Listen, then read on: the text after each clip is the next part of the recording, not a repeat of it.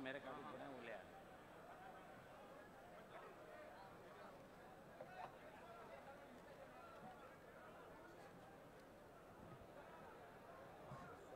आवाज तो इसमें ज्यादा गजब की आती है, आवाज थोड़ा पास में जरूर इसमें आगे खड़े हो।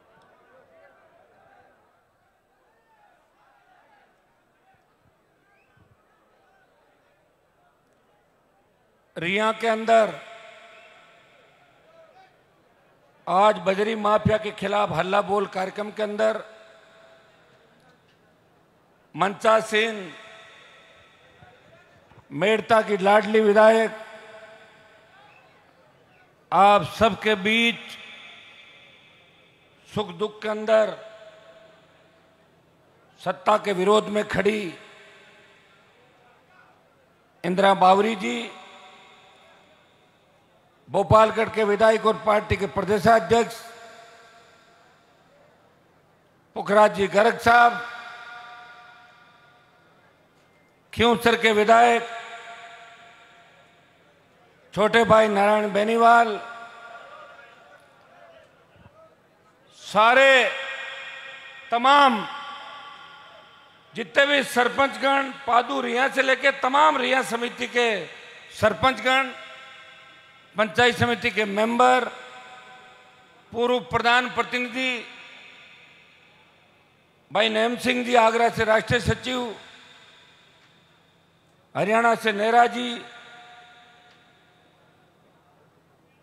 सम्मानित मंच, उपस्थित हजारों की तादाद में इस तपती धूप के अंदर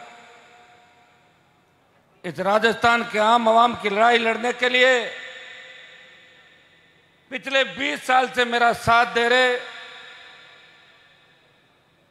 रिया, मेड़ता, सही, देगाना, अजमेर और पूरे राजस्थान के कोने कोने से पधारे हुए मौजूद बुजुर्गों, नौजवान साथियों, मेरे छोटे भाइयों, प्रेस मीडिया के, प्रिंट मीडिया के मेरे भाई, इलेक्ट्रॉनिक मीडिया के मेरे भाई और जो प्रशासनिक अमला यहां पे पहुंचा है,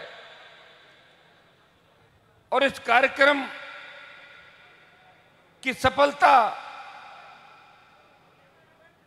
2 दिन की मेहनत और 2 दिन की मेहनत के अंदर आप सबने राजस्थान के अंदर ये संदेश दिया कि हनुमान बेनीवाल को गांव गांव जाने की आवश्यकता नहीं, हर व्यक्ति हनुमान बन के हनुमान की लड़ाई को इस देश के अंदर लड़ेगा, प्रदेश के अंदर लड़ेगा। 3 रैलियां हुई अभी पिछले दिनों के अंदर। लूणकरणसर के अंदर महापंचायत हुई, डूंगरगढ़ के अंदर किसानों की महापंचायत, और रिया के अंदर बजरी माफिया के खिलाफ जो हल्ला बोल कार्यक्रम था, आज की रैली ने आपने साबित कर दिया। रैली के अंदर हजारों हजार की तादाद के अंदर पहुंच के, और जिस तरह नौजवानों का जोश, और आपने जिस तरह जेसीबी से फूल बरसाए, ये तो मैं मजबूत हूं, मेरी जगह अगर कमजोर नेता होता तो फूलों से दब जाता नीचे। वो स्वागत करके नौजवानों ने देश के अंदर ये संदेश दिया, हम हमारे भाई के साथ हैं, हम सत्ता के विरोध में खड़े हैं, हम उस मिट्टी के लाल हैं जिसने आज़ादी के आंदोलन से लेकर आज तक देश की सरहदों की अगर रखवाली करी, हम लोगों ने करी। वीर तेजाजी महाराज जो इस नागौर जिले की धरती से आते हैं, गुजरी की गायों के लिए अपने प्राण न्यौछावर करके एक संदेश विश्व के अंदर दिया कि प्राण जाए लेकिन वचन नहीं जाना चाहिए। हनुमान बेनीवाल वीर तेजाजी का भक्त है। 2008, 13, 18 के अंदर राजस्थान की विधानसभा और लोकसभा के अंदर 19 में तेजाजी के जयकारे के साथ इस देश के किसान और जवानों को यह संदेश दिया था कि देश के जवान किसान को जब भी मेरी आवश्यकता पड़ेगी, मैं सत्ता को ठोकर मार के मेरे भाइयों के साथ खड़ा मिलूंगा। ये संदेश मैंने पूरे देश के अंदर दिया था। अभी हरियाणा के ताऊ जो बात बता रहे थे, भाइयों, जब मोदी की सरकार ने 3 कृषि विरोधी बिल लाए, मैं एनडीए का साथी था। आज जिन लोगों के नाम मंत्रिमंडल में आ रहे हैं कि ये मंत्री बन रहा है, वो बन रहा है, वो तो मैं 2.5 साल पहले ही बन जाता। मैंने कहा हरियाणा पंजाब का आंदोलन था, उत्तर प्रदेश दिल्ली के लोग साथ आए, राजस्थान में आंदोलन कहीं नहीं था। अगर राजस्थान के अंदर हरियाणा पंजाब और यूपी के भाइयों का साथ किसी ने दिया, मेरे छोटे भाइयों का किसान कौम की तकलीफ समझ के, मेरी पार्टी देश की सबसे नई पार्टी है, आप गूगल पे सर्च करना। मैं चाहता तो मोदी के साथ सत्ता का आनंद ले सकता था, जिस तरह राजस्थान के 4-5 मंत्री ले रहे हैं दिल्ली के अंदर। लेकिन जब मेरे भाइयों को तकलीफ के अंदर देखा, NH-8 जो गुर्जर आरक्षण आंदोलन के समय जाम नहीं हुआ था, पहली ललकार के अंदर NH-8 को जाम कर दिया और दोबारा मैं पहुंचा, एनडीए को ठुकरा दिया, सत्ता को ठोकर मारी। और देश के सांसदों के अंदर अगर 70 दिन कोई सांसद सड़क पे अपने भाइयों के बीच बैठा, पूरी सर्दी जिसने निकाली ठंड के अंदर, वो नागौर का सांसद था, जो नागौर और किसान के सम्मान की लड़ाई पूरे देश के अंदर अपने भाइयों के लिए लड़ रहा था। भाइयों, उसके बाद बढ़ती महंगाई को लेके इस राजस्थान को विशेष राज्य का दर्जा देने की बात अगर लोकसभा के अंदर किसी ने करी, मैंने इस मामले को उठाया। हम उस राजस्थान से आते हैं जिसे विशेष राज्य का दर्जा मिलना चाहिए। इस राजस्थान में रेतीले धोरों के साथ साथ अरावली की पर्वतमालाएं, लंबा ट्राइबल बेल्ट, चंबल के बीड़ और तमाम वो मापदंड राजस्थान पूरे करता है जो विशेष राज्य का दर्जा लेने के लिए हम हकदार हैं। अगर विशेष राज्य का दर्जा हमें मिल जाता तो न तो आपको टोल देना पड़ता, न बिजली का पैसा देना पड़ता, और न पानी के लिए आपको इस तरह देखना पड़ता, न विकास के लिए सरकार की तरफ टकटकी लगा के देखना पड़ता। भाइयों, इस बात को अगर बल किसी ने दिया तो नागौर के सांसद ने आपका सम्मान बढ़ाया, किसान कौम का सम्मान बढ़ाया। और देश में एक बात चली कि 2003 से लेके 2023 तक इस राजस्थान में कोई लड़ाका अगर हुआ, वो हनुमान बेनीवाल है, जो नागौर के एक गांव से आता है, जो किसान का बेटा है, वो तेजा जी का भक्त है, वो 36 कौम के लिए लड़ता है, सर्व समाज के लिए लड़ता है। लड़ते लड़ते कई बार ऐसी स्थिति भी आ जाती है कि हमारी लोगों के खिलाफ लड़ना पड़ता है। वो तो न्याय और अन्याय की लड़ाई है। अन्याय जहां भी होगा, और अन्याय करने वाला कितना ही ताकतवर हो, कितना ही बड़ा माफिया हो, जिसका पीछा मैंने किया उसको दिन में तारे दिखा दिए, मैं कभी बेक नहीं हुआ, अगले कोई जमीन चटा दी। और ये आप जानते हैं राजस्थान की राजनीति का कितने बड़े बड़े नेता थे, किस तरह सरकारें चलाते थे जयपुर से। मुझे इस बात की खुशी है कि मैंने मेरे भाइयों को जगा दिया। आपको साथ रख के चलना बड़ा टेढ़ा काम है। जवान को साथ रख के चलना, फोन नहीं उठाओ तो नाराज, 99 काम कर दो, एक नहीं करो तो नाराज। मैं भी हो जाता हूं अगलों से, मेरा काम एक नहीं हुआ, क्यों? अपने ये डीएनए के अंदर है, खून है अपना। नाराज जल्दी हो जाते हैं, लेकिन ध्यान भी बहुत रखते हैं। बिना पैसा अगर इस देश प्रदेश में कोई रैलियां कर रहा है, मैं ही कर रहा हूं। मोदी परेशान है, ईडी भेजूं तो कहां भेजूं, 1 रुपया नहीं उसके पास। गहलोत परेशान है, मुकदमे कहां दर्ज करूं, पैसा का लेन देन ही नहीं है, जरूरत नहीं मुझे। आप हजारों की तादाद के अंदर आए, अपने साधनों से आए, सारे सारे। ये डोम बोम का जो सारा खर्चा लगेगा मिल बांट के कर लेंगे, आपका सहयोग है। और आपके सहयोग से ही हनुमान बेनीवाल ने 20 साल की लड़ाई लड़ी। लेकिन मैंने इस लड़ाई के अंदर एक चीज का ध्यान रखा, रिया का बजरी माफिया मेरे दरवाजे पे नहीं आ सकता, मेरे साथ फोटो भी नहीं खिंचा सकता। ये दम अगर किसी के अंदर है, नागौर के सांसद के अंदर है। मुझे पता है कि नागौर जिले के कई कांग्रेसी विधायकों के घर पे हर महीने 15-20 लाख का लिफाफा मेघराज सिंह बजरी माफिया पहुंचाता है। ये नागौर का ही नहीं, जोधपुर, बाड़मेर के अंदर तो हमारे सरकार के एक मंत्री थे, बड़ी बड़ी बातें अब करने लगे जब गहलोत ने धक्का मार के उनको बाहर निकाला सड़क पे। पहले तो गहलोत को पॉलिटिकल पापा कहता था, अब कहता है कि गहलोत ठीक नहीं है, उसके भाई ने ही बाड़मेर का ठेका ले लिया बजरी का पूरा। भाइयों, कहाँ लड़ाई लड़ेंगे आप बताओ। मैं सरपंच साहब को रामनिवास जी कह रहा था गाड़ी के अंदर कि ये स्थिति है हमारे लोगों की। सारे के सारे बिजनेस कर रहे हैं। जेके का ठेका हमारे नेताओं के पास, जिन्होंने 70 साल नागौर चलाया। अंबुजा आया, गोदी में बैठ गए, कोई और आया, गोदी में बैठ गए, अपने ट्रक लगा लिए, भाई भतीजे जवाइयों को लगा लिया।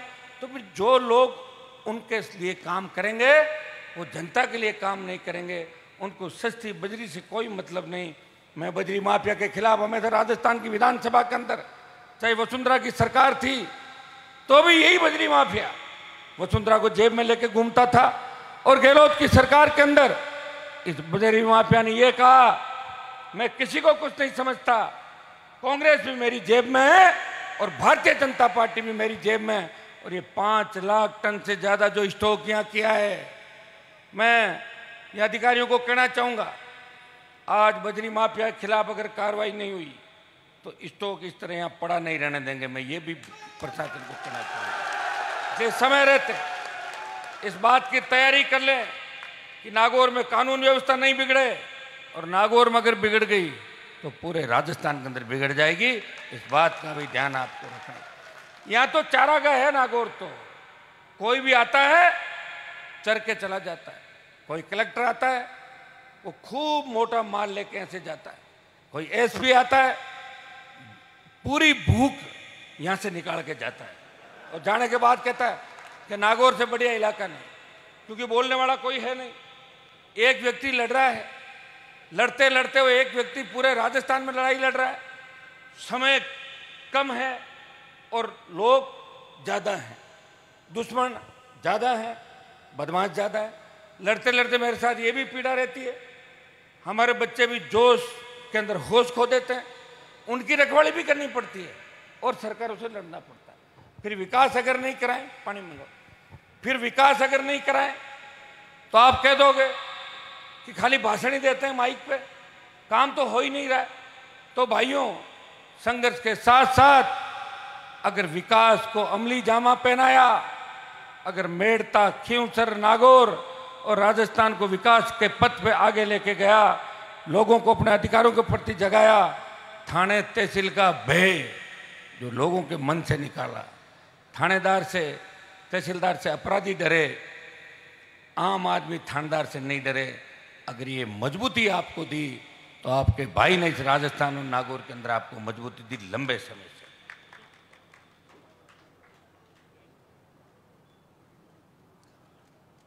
रिया क्षेत्र के अंदर मैं आपको धन्यवाद दूंगा कि मैं रिया के अंदर जब इंदिरा जी चुनाव लड़ी, मैं गांव गांव वोट मांगने नहीं आया था। आपने भरोसा किया मेरे ऊपर पूरे मेड़ता क्षेत्र का। और हनुमान बेनीवाल अगर देश में नेता बना, प्रदेश में अगर नेता बना, तो उसमें मेड़ता विधानसभा क्षेत्र की बहुत बड़ी भूमिका है कि आपने आरएलपी का विधायक जिता के मुझे दिया। भोपालगढ़ के लोगों का एहसान है मेरे ऊपर कि एक सभा करी थी, पुखराज जी को विधायक बना के भेजा। बायतू से लेके कोटपुतली तक तमाम उन विधानसभा क्षेत्रों का मेरे ऊपर ऋण है जिन्होंने राष्ट्रीय लोकतांत्रिक पार्टी के नए पौधे को सींचा। और अब वो दिन दूर नहीं जब ये पौधा वट वृक्ष बनेगा। इतना विश्वास आपको दिलाता हूं, सरकार हमारी बनेगी, और हमारी अगर नहीं भी बनी तो हमारे बिना नहीं बनेगी, तो फिर अपनी बन गई, आप चिंता क्यों करो। इस बात का आप भरोसा रखें। भाइयों, मैंने कई नेताओं के मैं साथ रहा, कई नेताओं को मैंने देखा बजरी का आंदोलन करते हैं, एक दिन आंदोलन करते हैं और दूसरे दिन बजरी वाला लिफाफा पहुंचा देता है और फिर कह रहा है कि आदमी ये ठीक है बजरी वाला, ये कह के और अपना काम उल्लू सीधा करते हैं। लेकिन मैं आपको विश्वास दिलाता हूं, अब मैं बजरी माफिया के पीछे पड़ गया, इसको दिन में तारे दिखा के ही मानूंगा जब तक बजरी माफिया ठीक नहीं होगा।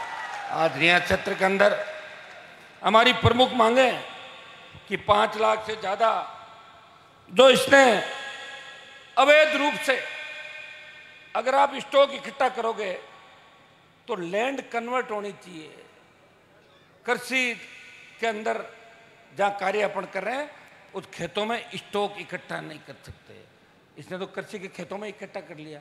तो सबसे बड़ा अपराध बजरी माफिया का किसने बजरी को कहां इकट्ठा किया।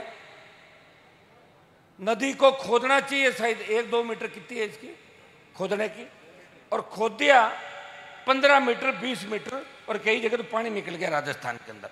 ये तो रिया का जो ठेका है ये तो बजरी माफिया के नाम है।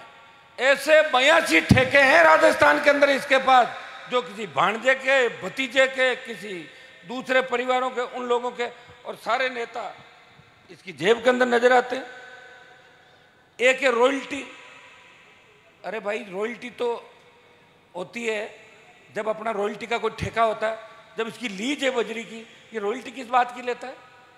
ये ट्रैक्टरों को टोकन कैसे दे सकता है, मुझे बताओ। टोकन का तो सिस्टम ही नहीं इस मामले के अंदर। कितने वह तमाम उन ट्रैक्टरों के और जिन जिन लोगों के खेतों से इसने बजरी खोदी है, उन सब से हम मामले भी इकट्ठे करें, मुकदमे दर्ज कराएंगे। इसके खिलाफ सैकड़ों मुकदमे बजरी माफिया के खिलाफ दर्ज कराएंगे, जो गुंडागर्दी इसने रियासत क्षेत्र के अंदर करी है। मेरी मांग ये भी रहेगी, हर जगह पर चीज देखते हैं कि जिस इलाके के अंदर खनिज संपदा निकलती है, उस इलाके को फ्री हैंड किया जाता है। मेड़ता डेगना क्षेत्र को फ्री बजरी मिले ट्रैक्टरों को, ये मेरी मांग रहेगी। वैसे तो मैं राजस्थान के अंदर ही इसका ठेका निरस्त करा दूंगा, और अगर सरकार के नजदीक आ गया तो इसकी जांच भी करा दूंगा, और सड़क पे गिरफ्तार करके इसको पैदल चला के जेल के अंदर भी ठुसवा दूंगा। ये भी आप सुन ले इसकी बात। ये तो अभी की बात है कि बजरी माफिया का दिमाग कैसे ठीक हो। बजरी के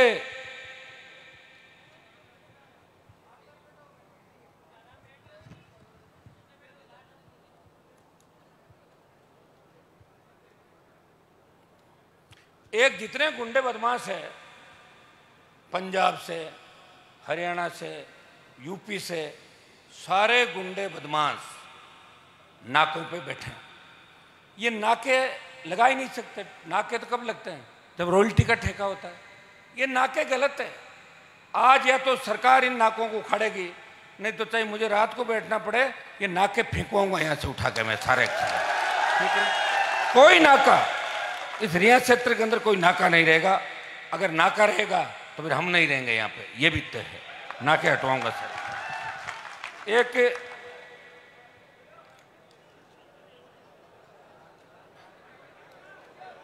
एक जो नदी को जिस तरह खोदा, अवैध खनन किया, ये तो रिया का मामला है। परसों कोलाहित के अंदर अल्लाह बोल हमारा, टोंक में है, भीलवाड़ा के अंदर है, धोरी मन्ना के अंदर है, तमाम जहां जहां जगह इसने बदमाशी करी है। आप जानते हैं भारतीय जनता पार्टी इसकी गोद में बैठ गई। मैं नाम नहीं लेना चाहता। बीजेपी के नेताओं की जो पोस्टर पे फोटो लगती है आजकल, ये उनको सारी सुविधाएं यही उपलब्ध कराता है। दिल्ली में होटल से रहने से लेके, गाड़ियों के खर्चे से लेके, उनके परिवारों का खर्चा वहन करता है। और यही हालत कांग्रेस पार्टी की। गहलोत जी को पता नहीं क्या हो गया, ये तो रात कैंप लगा रहे हैं। मुझे लग रहा है कि बजरी से लूट के और फिर आपको वापस दे रहे हैं। यही तो रात कैंप। और क्या रात कैंप बताओ मुझे? ये रात दे रहे हैं। पेट्रोल डीजल 100 पार चला गया। दिल्ली वाले स्टेट पे डाल रहे हैं, स्टेट वाले टैक्स लगा रहे हैं। हरियाणा, पंजाब, यूपी के अंदर आप देखेंगे कि डीजल पेट्रोल की दरें कम है हमसे, 10 रुपए, 11 रुपए, 12 रुपए। कौन सुनने वाला है? कौन पुकार करेगा? जब भारतीय जनता पार्टी ने आपस में हाथ मिला लिया, जो आरोप 2009 के अंदर मैंने लगाया था कि वसुंधरा गहलोत मिले हुए, और गहलोत ने कहा पिछले दिनों कि वसुंधरा अगर नहीं होती तो मेरी सरकार नहीं बचती।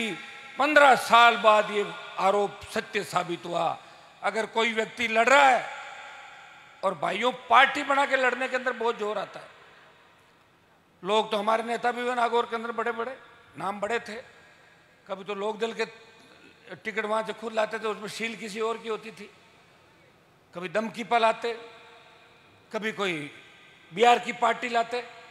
इस राजस्थान के अंदर 70 साल में अगर इस चुनौती को स्वीकार किया और यह संदेश दिया कि मैं इस राजस्थान के मेरे भाइयों को कर्ज मुक्त कराऊंगा, फ्री बिजली दिलाऊंगा, हुंकार रैलियों के माध्यम से मजबूत लोकायुक्त होगा, जवानों को रोजगार होगा और टोल मुक्त राजस्थान होगा, उसके बाद पार्टी बना के 29 अक्टूबर को इस पार्टी को 5 साल हो जाएंगे। अगर इस देश में सबसे नई पार्टी और राजस्थान की पहली पार्टी जो नागौर सहित पूरे राजस्थान के किसान के बेटों ने, जवानों के संघर्ष ने इस पार्टी का निर्माण किया। और ये बोतल का चिन्ह और ये झंडा जो देख रहे हो भाइयों, ये झंडा अगर सेकेंड दर्जे के बच्चों को, नए नेताओं को, जिनको तैयार करने की फैक्ट्री अगर है, वो राष्ट्रीय लोकतांत्रिक पार्टी है। ये पार्टी बना के अगर आपको दी किसी ने, तो आपके भाई ने पार्टी बना के दी है। मैंने पार्टियां बदलने का काम नहीं किया। या बगल में डेगाना के आप देख लो एमएलए, पार्टी हर बार अलग चिन्ह से लड़ते थे और अब उनका नाम नहीं लेना चाहता जो स्वर्ग में है। वो तो पार्टी बनाने में देश में रिकॉर्ड तोड़ दिए, 48 घंटे में 3 पार्टी बदली। बताओ ये हो सकता है? फिर भी आप लोगों ने साथ दिया। कम से कम इतना काम यहाँ कर जाते, नहर ले आते आपके यहाँ पे, कॉलेज खुलवाते थे 40 साल पहले, अच्छी सड़कें बनवा देते, तो आप धन्यवाद देते उनको। मेरे आने के बाद तो काफ़ी ठीक हुआ है, तुम जानने तो लगे हो। और अब तो गांव में थानेदार भी आएगा तो एक बार सोचेगा, नहीं तो चाहे जिसको थानेदार उठा के ले जाकर पीट देता था। होता था कि नहीं होता था? गांव में जब पुलिस की गाड़ी आती थी, लोग दीवार कूद के भाग जाते थे। मैं ये नहीं कहता कि कानून हाथ में लो, लेकिन डरने की जरूरत नहीं है। डरना हमें जब है जब हमने अपराध किया हो। अपराधी पुलिस से डरे और आम आदमी के मन में पुलिस के प्रति इज्जत हो। आजकल लोग कर क्या रहे हैं? पुलिस के पास नहीं जाते लोग, गुंडों की चौकट पे जाते हैं। गुंडे भैया मेरा एक काम करा दो, पुलिस वाले के चक्कर में उलझ गया तो पूरी जिंदगी खराब हो जाए, तो गुंडे काम करवा रहे हैं पुलिस से ज्यादा। तो आप राजस्थान के अंदर आप देख रहे हैं अपराध में हम 23वें पायदान पे थे, 1 नंबर पे आ गए। जिस तरह दुष्कर्म की घटनाएं हो रही राजस्थान के अंदर, चाहे दलित थानागाजी का दलित युवती का ऑडियो वीडियो था, या दूसरी घटनाएं राजस्थान के अंदर हुई, हमारी बहन बेटियां सुरक्षित नहीं, जवान बेरोजगार से तंग आके आत्महत्या कर रहा है, कर्जे के बोझ के तले किसान फांसी के फंदे को चूम रहा है। कौन बचाएगा इस राजस्थान को? क्या तेजाजी अब अवतार नहीं लेंगे? हमें तेजाजी के बताए हुए आदर्शों पर चलना है। हमें उन लोक देवताओं को याद करना है कि हजारों साल पहले उन्होंने इस समाज को, धर्म को बचाने के लिए अपने प्राण न्यौछावर किए, कुर्बानी दी। मैं इतना ही विश्वास आपको दिलाता हूं कि हनुमान बेनीवाल इस राजस्थान की किसान कौम को कभी धोखा नहीं देगा। सर्व समाज को साथ लेके एक नए राजस्थान के निर्माण के मिशन पे हम लोग निकले हैं। आपने तो मेरा साथ पहले भी दिया था, और अब की बार दुगनी ताकत के साथ आपको मेड़ता से इंदिरा जी की मदद करनी है। ऐसी महिला आपको नहीं मिलेगी।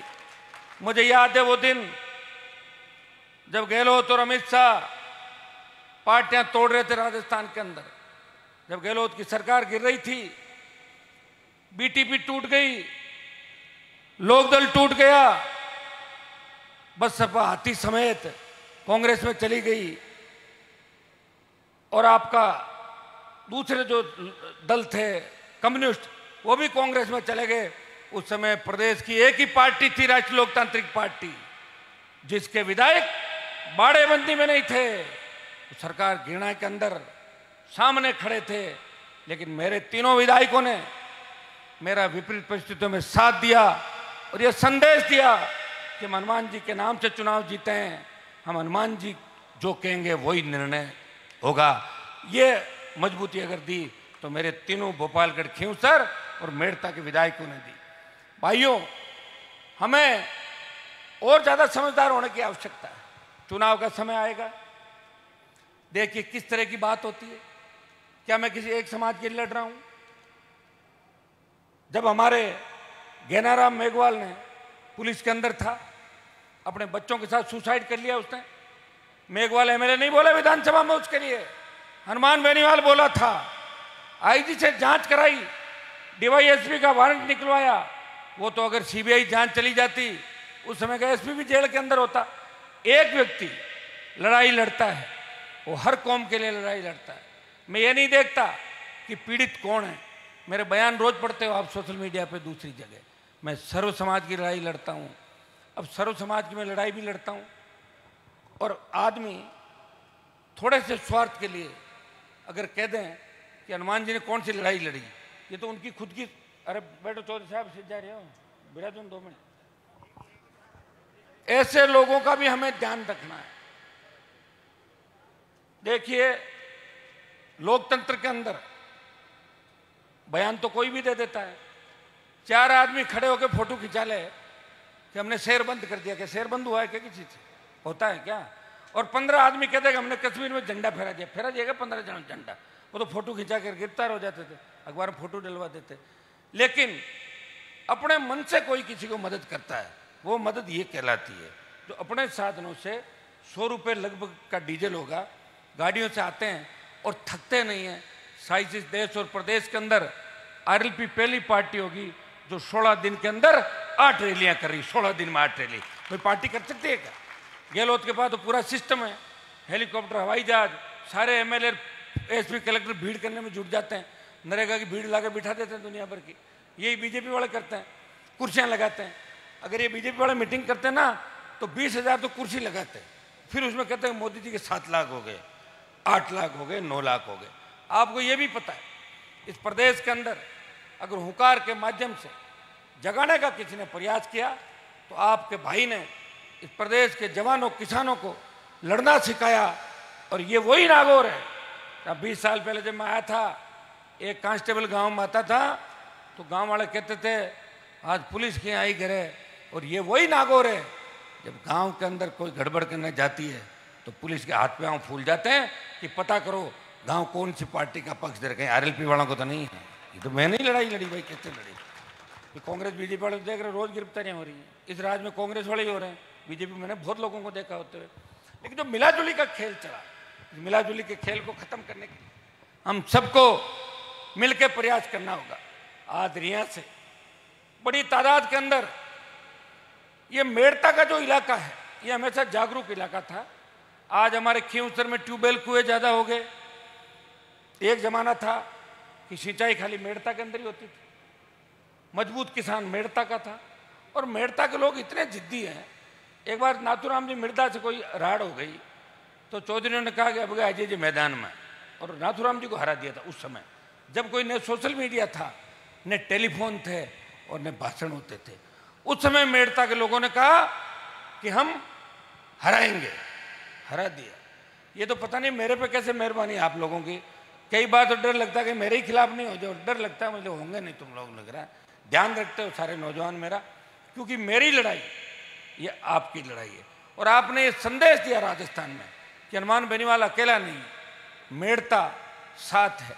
मेड़ता की वो 8, पहले 12 पंचायत आती थी, अभी 8 पंचायत मेरे खींवसर के अंदर आती है।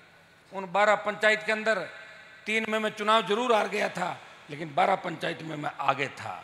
लगातार हर परिस्थिति के अंदर इन मेड़ता की पंचायतों ने हनुमान बेनीवाल के परिवार का 43 साल तक ध्यान रखा। रिया के इस इलाके को मैं आश्वस्त करना चाहता हूँ। मैं जब इस इलाके के अंदर घूमा था, रैलियों के समय, दूसरे समय, और सर्व समाज जिस उम्मीद से मेरी ओर देख रहा है, मैं आपको विश्वास दिलाता हूँ कि सर्व समाज को धोखा नहीं दूंगा किसी को भी। मेरे घर के दरवाजे आपके लिए खुले हैं। हाँ, कई बार ये होता है अकेला व्यक्ति हूँ, थक जाता हूँ, थोड़ा हैंग हो जाता हूँ मोबाइल की तरह।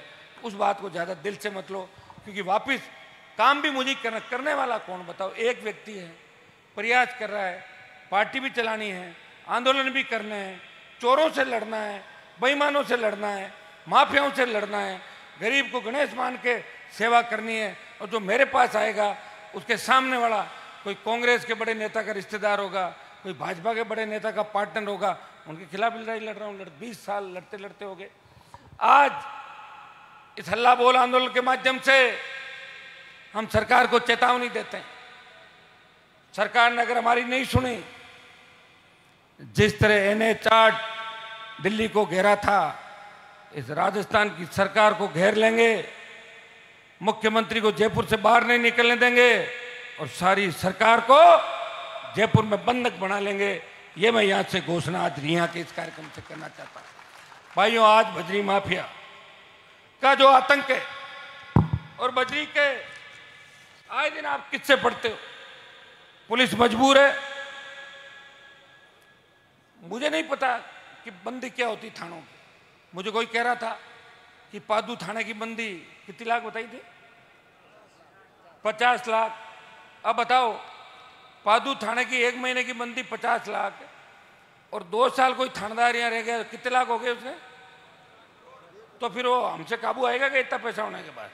वो विदेश भाग जाएगा, बाद में क्या कर लोगे उसका? 50 लाख बताने बंदी। बजरी माफिया कांस्टेबल को अगवा करके ले गया, 7 किलोमीटर दूर छोड़ा। ये पाली का एक मामला। देखिए बजरी माफिया किस तरह हावी है। राजसमंद में पुलिस चौकी से 200 मीटर दूर 2 युवकों की कुचलकर हत्या, पकड़े जाते मुलजिम। अलवर में पुलिस का वाहन रोन दिया बजरी माफिया ने, पूरी नदी काट ली। एक तब तो अब्दुल रहमान के मामले की सुप्रीम कोर्ट बात करता है, गरीबों के घर उजाड़े जाते हैं। गोचर अंगोर के अंदर जो 100 साल से लोग रह रहे हैं, हाई कोर्ट आदेश देता है, पुलिस पहुंच जाती है। बंजारा जब आंदोलन हुआ था नागौर के अंदर, बंजारों के बड़े वोट नहीं नागौर के अंदर। मैं धन्यवाद दूंगा मेड़ता के विधायक और भोपालगढ़ विधायक का, मैं नहीं था। ये दोनों भिड़ी वहां पे जाके मुकदमा भी दर्ज हुआ और सुप्रीम कोर्ट के अंदर मुकदमा चल रहा है। भाइयों, आप ये बताएं कि इससे बड़ा जो खेल खेला जा रहा बद्री का, इसके अंदर हम ये भी चाहेंगे कि ये मामला ईडी को भेजें।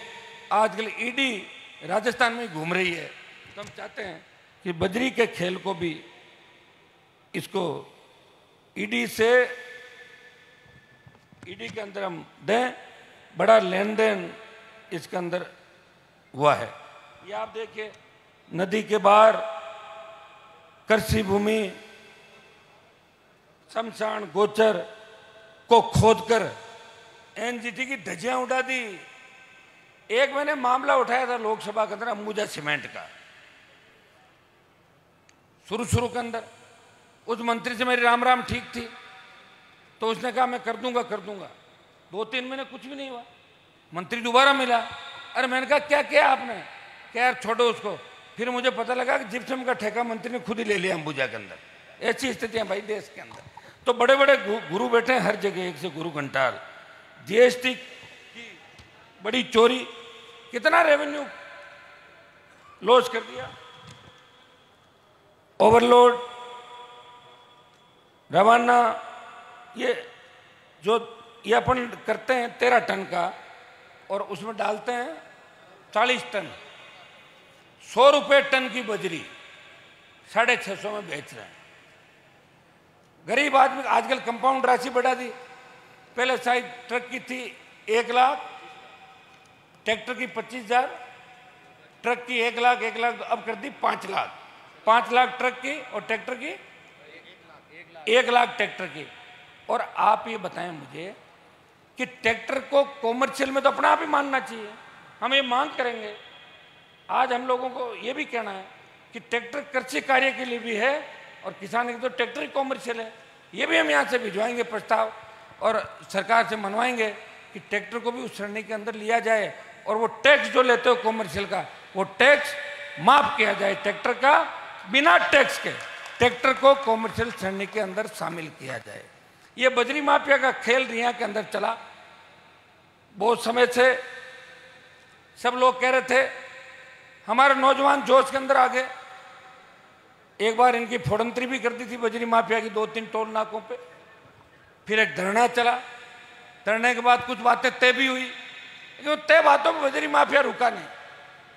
शायद मेरा ही इंतजार कर रहा है कि हनुमान जी आएंगे और मुझे सही रास्ता दिखाएंगे। जिस तरह का रास्ता वसुंधरा को दिखाया, जिस तरह का रास्ता दूसरे बदमाशों को दिखाया, जिस तरह का रास्ता किसान विरोधी लोगों को दिखाया। भाइयों, ये बजरी माफिया कैंसर की माफी राजस्थान के अंदर फैल गया। सारे जितने भी गुंडे बदमाश नाकों पे बैठे, नाके तो लगा ही नहीं सकते, नाकों का हमने अभी इनको कह दिया। और स्टॉक का जो इसका ड्रोन से इसका एस्टिमेट सर्वे करना है, ये आज ही करवाएंगे। इसका कितना स्टॉक इकट्ठा कर रखा है। एक इसका ठेका निरस्त हो पूरे राजस्थान के अंदर, यहाँ सही ये माइनिंग डिपार्टमेंट के लोग अगर यहाँ आए तो ये सारी चीजें प्रस्ताव भेज के राजस्थान सरकार को भेजेंगे कि हम 100 रुपए टन से ज्यादा बजरी नहीं देंगे। मेड़ता डेगाना क्षेत्र की बजरी माफिया को फ्री करनी होगी। और हमारा जो मांग पत्र है उस मांग पत्र को मानना होगा यहाँ के प्रशासन और राजस्थान की सरकार को। नहीं तो मैं गहलोत जी को चेतावनी देता हूँ कि गहलोत जी आप तो रिपीट होने की बात कर रहे हो। पिछली बार जब मुफ्त दवाएं बांटी थी उस समय 21 पे आ गए थे और इस तरह करोगे ना तो आंकड़ा 12 पे आ जाएगा। राजस्थान के अंदर 12 ही विधायक बनेंगे आपके। इसलिए जनता के अंदर रात कैंप आप कर रहे हो अच्छी बात है, लेकिन हमें रात दो। बजरी के अंदर माफिया को ठीक करो, ठेका निरस्त करो और आम आदमी को उसके खेतों में लीज बनाने का अधिकार दो ताकि आम आदमी आगे बढ़े, उसकी आर्थिक स्थिति ठीक हो। हमारे तो हमेशा ये बात की कि चाहे लाइम स्टोन हो, तेजा पत्थर हो, चाइना क्ले जिप्सम हो, सोना चांदी तांबा, गैस कोयला ये तो ले लो सरकार और बाकी दे दो हमारे को। डेगाना में हमारे टंगस्टन निकलता था। अब आप बताएं कि डेगाना का टंगस्टन की माइंस को बंद कर दिया 10, 15, 20 साल पहले। मैंने मामले को बार बार उठाया राजस्थान की विधानसभा के अंदर। दिल्ली जाने के बाद दिल्ली की जियोलॉजिकल सर्वे की टीम को भेजा। अगर भगवान की कृपा रही, तेजा जी की कृपा रही तो टंगस्टन तो निकलेगा ही निकलेगा, लेकिन लिथियम के भंडार की बात भी चली है। अगर लिथियम निकल गया डेगाना के अंदर तो जिस तरह बाड़मेर के अंदर ईश्वर की कृपा से तेल निकला, हमारा वो बाड़मेर जहां पहले कहते थे सर्विस करने वाले कर्मचारी को कि ज्यादा करेगा तो बाड़मेर भेज दूंगा, उसके हाथ पांव फूल जाते थे। अब वो लोग कहते हैं हम तो बाड़मेर लगना चाहते हैं। बहुत आनंद आएगा बाड़मेर के अंदर। अगर लिथियम डेगाना के अंदर निकल जाता है तो बल्ले बल्ले हो जाएगी हमारी नागौर की, राजस्थान की। और जो डीजल पेट्रोल की गाड़ियां हैं, इलेक्ट्रिक व्हीकल जितने भी हो तो लिथियम बैटरी से ही चलते हैं, तो सारी गाड़ियां ले लेंगे अपन, कोई दिक्कत ही नहीं। बच्चे तेल के चक्कर में जो नहीं हो रहे हैं। ये 100 रुपये, ये तो मैं ही हूं जो मेरे साथ इतने चलते हैं। तेल बहुत महंगा है और ये चलते हैं मेरे को कहते हो रहे हैं कितना साल फोड़ा गा लो और क्या राज में कदाम आपा। तो मैं इनको एक ही बात कहता हूँ, आधा अधूरा राज हमारा नहीं आएगा, पूरा आएगा। वैसे राज में ही हो आप, अन्याय नहीं हो रहा है, छोटी मोटी चल रही है। बाकी तो राज में बैठा जगह पूछ लो कहीं हालत है बाकी। रामनिवास जी, कांग्रेस में कई लोग बैठा है, अभी देख लो मोट, बाकी स्थिति कहीं है बताओ। हाथ नहीं, आपका दर्द तो चलो आपने सुना दिया, कई तो दर्द सुना भी नहीं पा रहे, माई घुट रही है, बीमार हो रहा है ना। भाइयों, इस मौके पे अभी आप लोग, मेरा भाषण खत्म होने के बाद आपको जाना नहीं यहां से, अगला पड़ाव कुछ भी हो सकता है। बैठे हो ना यहां पे, सुनो मेरी बात। और अगर किसी को डर लग रहा है और कच्चा कलेजा है, वो अपने धीरे से निकल जाए, ठीक है ना। आज आर पार का फैसला होगा, मैं पहले बता दूं आपको। मैं कोई यहाँ भाषण दे के और कोई वाई लूटन नहीं आया हूं। मैं किसान की पीड़ा को समझ रहा हूं, आपकी तकलीफ को समझ रहा हूं। आज बजरी, अगर गरीब आदमी, ये प्रधानमंत्री आवास योजना है, उसमें भी अगर बजरी लाएगा, क्या स्थिति बन गई बताओ मुझे। कोई गरीब आदमी अगर बजरी का काम कर रहा है, आप बताएं, जो गुंडागर्दी इन्होंने करी, जो कंडम ट्रक डंपर हो गए, उनके रवाना दे दिया। आप ये बताइए, सारा जो खेल है। हम चाहेंगे कि आप लोगों के पास भी जो कागज है, मैं मंच पे बैठा हूं, फोटो में बाद में खींचना। आप सुनो मेरी, आपके फोटो की जल्दी ज्यादा रहती है। ये जिसके पास जो भी कागज है, जिनके खेतों से बजरी खोदी, वो सब मुकदमा दर्ज कराओ इसके खिलाफ। दम है क्या? तो कागज ले लेकर आ जाना, अभी मैं यहीं बैठा हूं, ठीक है ना। सारी एफआईआर कराएंगे और चाहे रात लगे दिन लगे, आर पार की लड़ाई होगी। उठ के जाना नहीं है, और उठ के आप अगर चले जाओगे, मैं नहीं जाऊंगा उठ के, मैं पहले बता दूं आपको, ठीक है ना। इसलिए सबको यहीं पे रहना है। और अगर कोई बीपी का पेशेंट हो, कोई टेबलेट वगैरह, तो मंगा लो अभी टाइम पे ही, क्योंकि आज आर पार का मामला करेंगे हम, ऐसे नहीं जाएंगे। आज हो सकता है कि आपको उधर भी कूच करना पड़े, जहां वो स्टॉक है ना, किधर है वो, उसको भी देखेंगे स्टॉक कहाँ है, उसको भी देखने के लिए चल सकते हैं हम लोग। इसलिए अगला जो अगला मेरा, मैं खड़ा होकर बोलूं जब जाना, पहले ही जाके स्टॉक में मत घुस जाना तुम लोग, शांति रखो एक बार। क्या गाड़ियां ले रहा आएगा? पहले रुको एक बार मैं खड़ा होकर जब बोलूंगा ना कि हमारी बात नहीं बनी, तब अपने को अगला कदम उठाना है। आप सब मेरे पीछे रहोगे, समझ में आ गई ना? आगे मैं रहूंगा और पीछे आप लोग रहोगे। अभी एक बार बैठ के बात कर रहे हैं, कोई अगर रास्ता निकलता है तो हम देखेंगे, और नहीं निकलता है तो घी फिर टेढ़ी अंगुली से निकालेंगे। ये भी हम अच्छी तरीके से जानते हैं, आप चिंता नहीं करें। और नागौर के प्रशासन को मैं चेतावनी देना चाहता हूँ कि जिस तरह के हालात पिछले टाइम से बने, जिस तरह भूमाफिया हावी हो रहे हैं, जिस तरह आम आदमी गरीब आदमी को डराया जा रहा है, वो अब कभी भी बर्दाश्त नहीं। थे ऊँट बीर होगा नहीं पहले इतना जना। रुको तो एक बार, बैठो एक बार, बैठो सब लोग। रिया की कहीं ट्रैक्टर लाने जा रहा हूं। एक लूनी नदी पर जो एक बांध बना हुआ है, ये गोनगढ़, इसकी हाइट ज्यादा लेने से दिक्कत हो गई, तो इसका अपने एक बार बात करके इसका रास्ता निकाल दें, उसको बांध को छोटा करने की बात करें। ये टोल वाला जो टोल लगा रहा है यहाँ पे, ये कोई भी ठेका ले, मेड़ 30, 35, 40 किलोमीटर के अंदर आपको टोल नहीं देना है। ये मैं घोषणा करके आपको जा रहा हूं कि वैसे तो स्टेट हाईवे टोल फ्री कराएंगे हम, चुनाव से पहले पहले करा देंगे, लड़ाई लड़नी पड़ सकती है। अगर फ्री नहीं भी हुए तो 30-40 किलोमीटर में तो टोल फ्री है। मेरा नाम लेके आप निकल जाना, टोल नहीं लेगा, मैं बता दूं आपको, ठीक है ना? और लेगा तो फिर उसको टोल वापस दे दूंगा मैं, चिंता मत करो आप, ठीक है ना? एक पुलिस एक रिया के अंदर पुलिस थाने की बात चल रही है कि पादू की बंदी ज्यादा आने लग गई, इसलिए एक रिया में और थाना खोलो, बंदी आधी आधी हो जाए। यही चाहते हो ना आप लोग? क्या करोगे रिया में थाने का खुलवाना है? रिया में थाने की बात चली तो पादू वाले ऐसे तो नाराज नहीं हो जाएगा, भाई बंदी कम करा दी हमारी। रिया से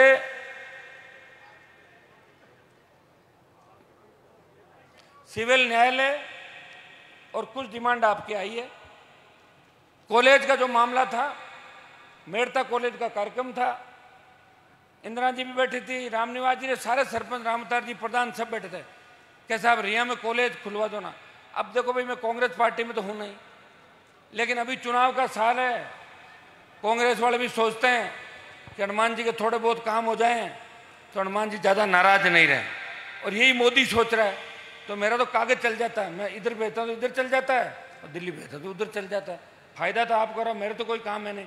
मैंने इनको प्रॉमिस किया, मैंने कहा रिया में कॉलेज खुलाऊंगा। ये डोडियाना से आपकी सड़क जो जाएगी बिटन, 62 किलोमीटर रोड है। फिर बाद में इस रोड को टोल रोड में डालने लगे, एमएलए साहब परेशान हो रही थी। टोल रोड में नहीं, आपके वैसी अच्छी रोड बनेगी। फिर जो रोडें बन रही है, कुछ रोडों की क्वालिटी अच्छी नहीं है, इनकी में हम जांच कराएंगे। और जब आप देखोगे 2-3 दिन बाद जब दिल्ली से मेड़ता की रोडें आएगी, अगर इस जिले के अंदर खींवसर विधानसभा क्षेत्र से बाद अगर सबसे ज्यादा सड़कें बनी है वो मेड़ता विधानसभा क्षेत्र के अंदर, चुनाव से पहले पहले आपको हर जगह सड़क नजर आएगी। मैं आपको विश्वास दिलाता हूं कि जो भरोसा आपने हमारे ऊपर किया है, यह तो सत्ता के बिना का आनंद है। सपोज करो कि सत्ता आ गई, फिर क्या होगा? फिर तो था ना देना पड़ेगा, वो काम मत करो, समागे पहले ऑलरेडी हो रहा काम। फ्री बिजली, टोल मुक्त राजस्थान, मजबूत लोकायुक्त, रोजगार, 4 लाख खाली पद भरे सरकार, ओबीसी की विसंगतियों से लेके SC ST OBC के आरक्षण को बढ़ाने की बात को लेके, और लोकसभा के अंदर ये बात कहने का जज्बा किसी में नहीं है। मैंने कहा लोकसभा के अंदर कि देश के अंदर जिस राज्य से मैं आता हूं वहां हमारी सबसे बड़ी आबादी है। शेड्यूल कास्ट के हमारे भाई गुजर, मीणा, यादव, जाट, मेघवाल, मुस्लिम, ये हाईकोर्ट जज बनने चाहिए। भाइयों, इस बात को 2 बार उठाया, और एक मीणा हाईकोर्ट जज बने और एक मुस्लिम हाईकोर्ट जज भी राजस्थान के अंदर बने। वो दिन दूर नहीं, जिन जातियों का जहां प्रतिनिधित्व है, और न्यायपालिका के अंदर भी उन जातियों को बराबर का हिस्सा देना पड़ेगा। ऐसा नहीं है संख्या हमारी और न्याय कोई दूसरा कर रहा है। न्याय तो कर दे कोई न कोई आदमी, किसी एक व्यक्ति से नाराज हो, किसी जाति का नुकसान कर दे, फिर नाराजगी एक की हो सकती है, दूसरे से हो सकती है। मैं आपको भरोसा दिलाता हूं, आने वाला समय आपका है। थोड़ी हिम्मत आप रखें रिया के अंदर, और जो डिमांड आप लोगों ने करी थी नौजवानों ने, वो सारे काम आपके पूरे होंगे। कुछ सड़कें और आ रही है, कुछ सीएचसी पीएचसी भी आएगी। मेड़ता को मैंने आपको बता दिया, मेड़ता पुष्कर रेल लाइन, इसका भी जल्दी हम चाहते हैं कि मेड़ता पुष्कर की रेल लाइन जल्दी इसका काम चालू हो, वित्तीय स्वीकृति इसकी जारी हो। ये भी लंबे समय से ये डिमांड यहाँ के लोगों की थी। मैं विश्वास दिलाता हूँ कि मेड़ता को विकास में आगे लेके जाएंगे, डेगाना को विकास में आगे लेके जाएंगे, पूरे जिले को, राजस्थान को विकास के पथ पे लेके जाएंगे। कि राष्ट्रीय लोकतांत्रिक पार्टी है जिन्हें पेपर लीक से लेके, आरपीएससी के भ्रष्टाचार से लेके, रीट के एग्जाम से लेके, और आज जो सब इंस्पेक्टर का रिजल्ट आया है उसमें आप देखिए कितना भारी भ्रष्टाचार हुआ। सब इंस्पेक्टर के अंदर पेपर पहले ही आ गया। कई लोग तो मुझे 1 महीने पहले ही कहने लगे थे कि हमारे तो थानेदार में नंबर पक्का है। मैंने कहा तुमने कॉपी देख ली क्या? बोले बात हो गई हमारी। तो भाइयों, ये एग्जाम भी रद्द होना चाहिए। वो तमाम एग्जाम जो संदेह के घेरे के अंदर है, आरपीएससी के अंदर जिस तरह पॉलिटिकल नियुक्तियां पार्टियां करती है, जाति आधार पर वोट के लिए नियुक्तियां करती है, ये भी खत्म होनी चाहिए। मैं तो आह्वान करता हूं कांग्रेस के दूसरे नंबर के नेताओं को, रोज क्या कहते हो, भ्रष्टाचार की जांच करा दो, जांच करा दो, अलग पार्टी बना के आओ, आरएलपी से गठबंधन करो, 125 सीट राजस्थान के अंदर आएगी। लेकिन कब आओगे? कांग्रेस के अंदर रह के आपका भी कोई भविष्य नहीं है, क्योंकि कांग्रेस को लोग वोट कम देंगे राजस्थान में इस बार। और भारतीय जनता पार्टी जिसने अग्निपथ के नाम पे किसान के बेटों को बेघर कर दिया, बेरोजगार कर दिया, सेना को ठेके पे दिया। भाइयों, देश की पहलवान बेटियां जब जंतर मंतर पर बैठी थी, देश का कोई सांसद अगर उनके पास गया, वो हनुमान बेनीवाल था जंतर मंतर पे, वहां गया, उनको समर्थन किया। और नई लोकसभा का जब भवन बना था, कांग्रेस पार्टी कह रही थी हमारे मुद्दे अलग हैं, बीजेपी कह रही थी हमारे मुद्दे अलग हैं, तब एक आवाज देश के किसान के बेटे की आई कि मेरी बहन बेटियां सुरक्षित नहीं है, इनको न्याय नहीं मिलेगा, मैं लोकसभा के नए भवन के उद्घाटन समारोह के अंदर नहीं जाऊंगा। नहीं गया मैं।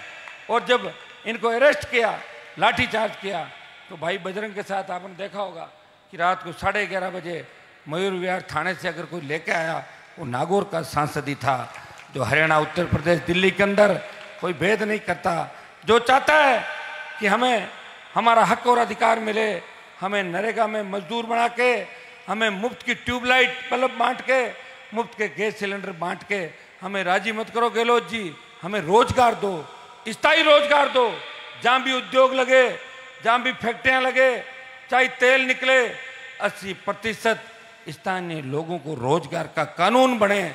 इसके लिए मैं पूरा प्रयास विधानसभा और लोकसभा के अंदर पुरजोर तरीके से करूंगा।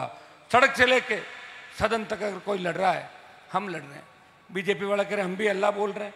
किस पे बोल रहे हो? खुद भी बोल रहे हो एक दूसरे पे? मैं तो सड़क पे देखा नहीं बीजेपी की भीड़, मुश्किल से 1000, 1500, 2000 की भीड़ करती है, करते हैं, फिर लाठी खा के। कई तो कहते हैं, जब एक मैं नेता को देख रहा था, पुलिस वैन में पकड़ के ले जा रहे थे, वो फोटोग्राफर कह रहा जल्दी जल्दी मेरी फोटो खींच कि मैं देखो अंदर पकड़ा गया। ये हालत है भारतीय जनता पार्टी के लोगों की, और ये हालत कांग्रेस पार्टी की।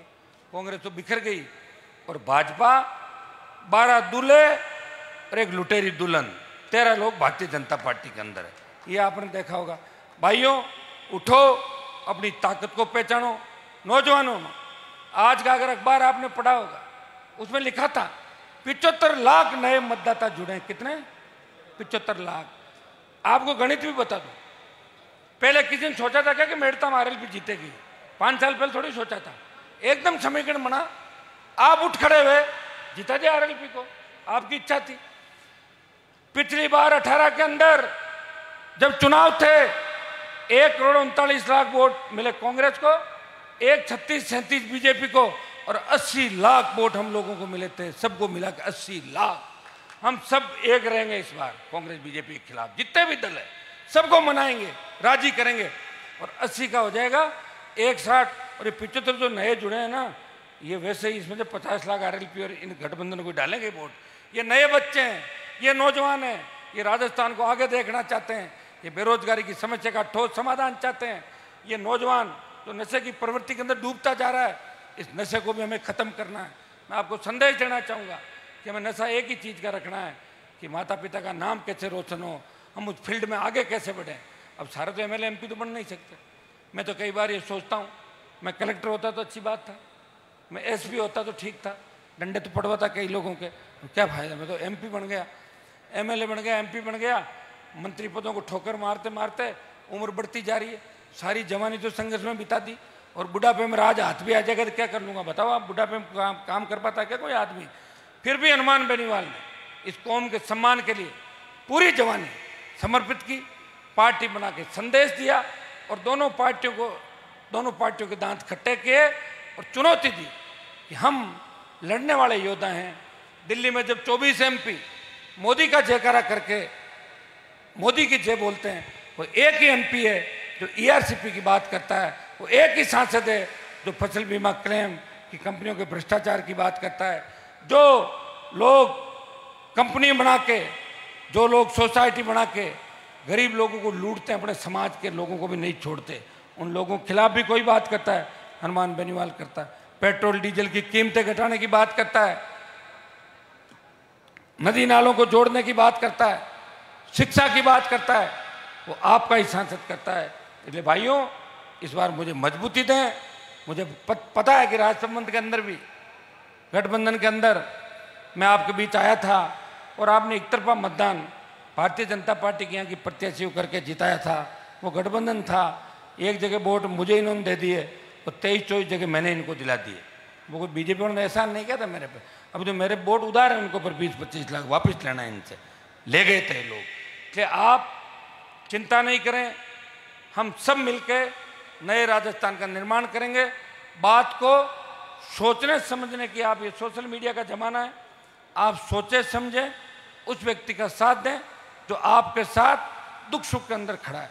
इंदिरा जी को विधानसभा के अंदर, जब मैं 18 के अंदर लोकसभा का चुनाव लड़ा, पुखराज जी और इंदिरा जी थे, मैं था, तब ये दोनों उदास हो गए कि आप एमपी बन गए, अब क्या होगा। फिर आपकी इच्छा थी, मैं तो परिवार की बात के खिलाफ था कि मैं चुनाव नहीं लड़ाऊंगा। आपने कहा घर से चुनाव लड़ाओ, नहीं तो सीट नहीं जीतेंगे। भाई नारायण को लड़ाया, आपने जिताया, उस चुनाव जिता के जब तीनों विधायक वापस गए और इन्होंने तीनों विधायकों, और इंदिरा जी का भी भाषण आपने सुना होगा कि विधानसभा में बोलते हैं जब पैर कांपते हैं, वहाँ भी इसने हमेशा मेड़ता की पैरोकारी करी। और मैंने मेड़ता और गोपालगढ़ का ध्यान इसलिए रखा कि कई लोग ये नहीं कहते कि हनुमान जी आप खींवसर का विकास तो करा रहे हो, नागौर का करा रहे हो, लेकिन भोपालगढ़ मेड़ता पे ध्यान कम रखा। इसलिए भाइयों, जब ये पूरा डाटा आएगा ना आपके सामने, तब आपको लगेगा कि अगर मेड़ता में विकास अगर हुआ है तो इन 5 सालों में हुआ है। पहले तो फालतू की बातें हुई थी, और पहले अगर सही काम होता तो मेड़ता आरक्षित नहीं होता। आपको पता, आरक्षित डेगाना हो रहा था, लेकिन मेड़ता को कर दिया क्योंकि आपके नेता जो उस कमेटी में थे, आपके साथ कमेटी में थे ना आपके एमएलए पहले वाले, कौन था? हाँ, तो जगदिन मीटिंग में सोएगा जा रहा लारा काम होगा मेड़ता। मैं आरक्षण का पक्षधर हूं, लेकिन मैं ये भी कहना चाहता हूं कि आरक्षण भी चक्रीय प्रणाली से होना चाहिए। जिस तरह पंचायत एक आरक्षित हो जाती है, अगली बार वो हो जाती है, अगली बार एक कॉन्स्टिट्यूंसी को जाहिल है वो तो 50 साल आरक्षित रहेगा। अगर 1977 में कोई 20 साल का जवान हुआ और उसने वोट डाला तो वो 33 में कितने साल को हुई, 100 के नेड़ो हो गई।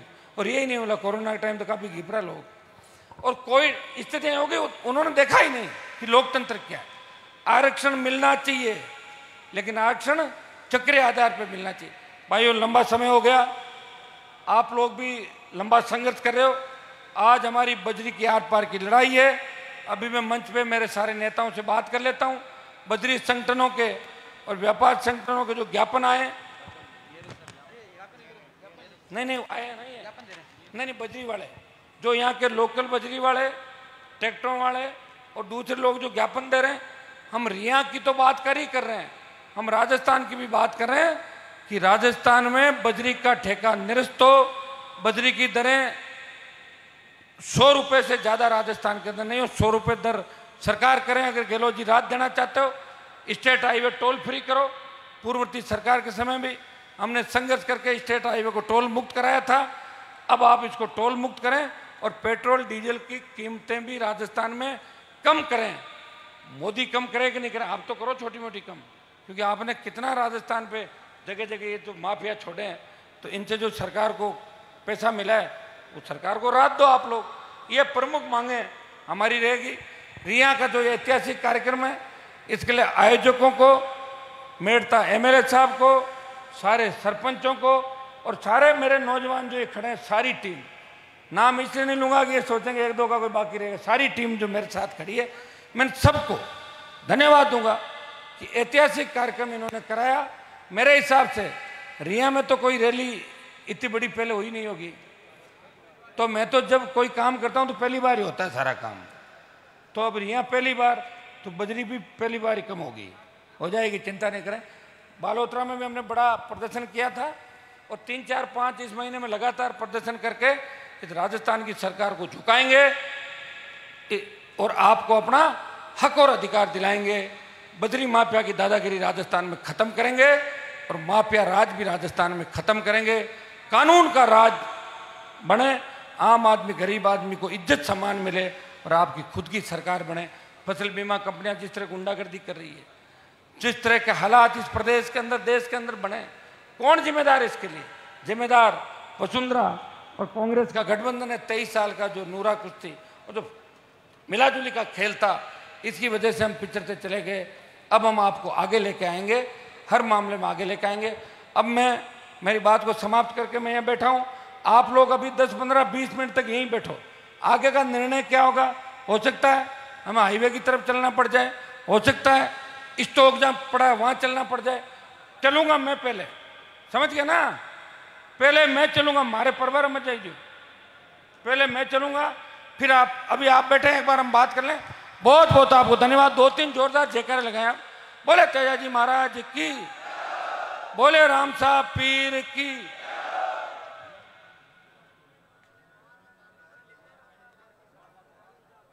भवाल माता की। अरे अब उठो मत, बैठा रहो, थोड़ी देर बैठो। यह ट्रैक्टर ले आओ जगह, ठीक।